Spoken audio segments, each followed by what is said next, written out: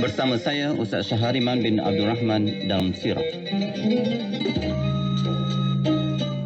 Bismillahirrahmanirrahim. Wa uqaddimukum bitahiyyati thayyibah. Assalamualaikum warahmatullahi wabarakatuh. Sambungan kisah Nabi Yusuf alaihissalam menahan Benyamin sebagai tahanan. Sidang pendengar yang dihormati sekalian, berbagai pertanyaan berputar di dalam pikiran abang-abangnya. Benyamin termenung seorang diri, tidak berkata sepatah kata pun. Ia ternganga keheranan bagaimana piala itu boleh didapati di dalam bagasinya, padahal ia sesekali tidak merasa menyentuhnya. Ia ingin menolak tuduhan dan menyangkal dakwaan terhadap dirinya, namun akan merasa sia-sia belaka. Bahkan akan menambahkan kemarahan para pengawal yang telah mengeluarkan piala dari bagasinya sebagai bukti yang nyata yang tidak dapat lagi dibantah. Ia hanya berpasrah kepada Allah Subhanahu Wa Taala yang mengetahui bahawa ia bersih dari tuduhan mencuri. Anggota rombongan ramai-ramai mendatangi Yusuf, memohon kebijaksanaannya agar menerima salah seorang daripada mereka untuk menggantikan Benyamin sebagai tahanan. Berkata mereka, "Wahai Paduka Tuan, kami sedar bahawa adik bongsu kami bersalah dan kami tidak dapat memungkiri kenyataan yang telah kami saksikan dengan mata kepala kami ketika piala diketemukan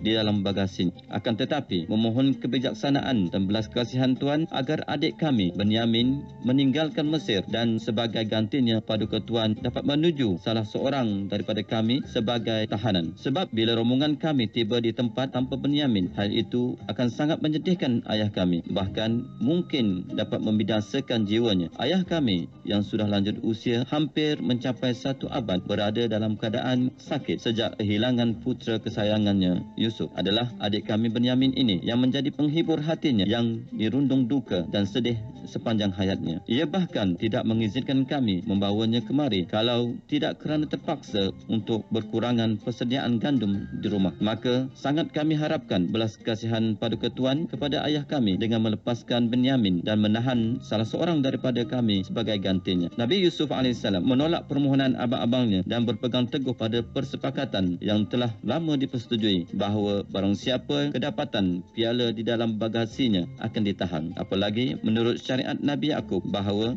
barang siapa yang mencuri maka hukumannya ialah si pencuri dijadikan hamba 1 tahun lamanya. Dalam permusyawaratan yang telah dilakukan oleh abang-abang Yusuf gagal memperolehi persetujuannya melepaskan Benyamin dari tahanan. Berkatalah Yahuza, saudara tertua di antara mereka, "Aku tidak mempunyai muka untuk menghadap ayah tanpa Benyamin. Kami telah mendukai ayah dengan melemparkan Yusuf ke dalam perigi sehinggakan menjadi ayah menderita sepanjang hayat, dan kini akan menambahkan lagi penderitaan ayah dengan meninggalkan Benyamin seorang diri di sini tanpa kami mengetahui nasib apa yang akan dialaminya, sedang kami telah berjanji dan bersumpah akan membawanya kembali jika apapun yang akan kami hadapi untuk menjaga keselamatannya. Kerananya aku akan tinggal di sini buat sementara dan tidak akan pulang ke rumah sebelum ayah memanggilku dan mengizinkanku kembali. Pergilah kamu segera pulang kembali dan ceritakan kepada ayah apa yang telah terjadi dengan sebenarnya, dan bila ayah tidak mempercayaimu disebabkan pengalamannya dengan Yusuf, maka biarlah ia menanya kepada kafilah-kafilah dan orang-orang yang telah menyaksikan peristiwa penggeledahan dengan mata kepala mereka sendiri di tempat kami ditahan." Masih dalam kisah Nabi Yusuf dan Benyamin sebagai tahanan di siri akan datang. Assalamualaikum warahmatullahi wabarakatuh.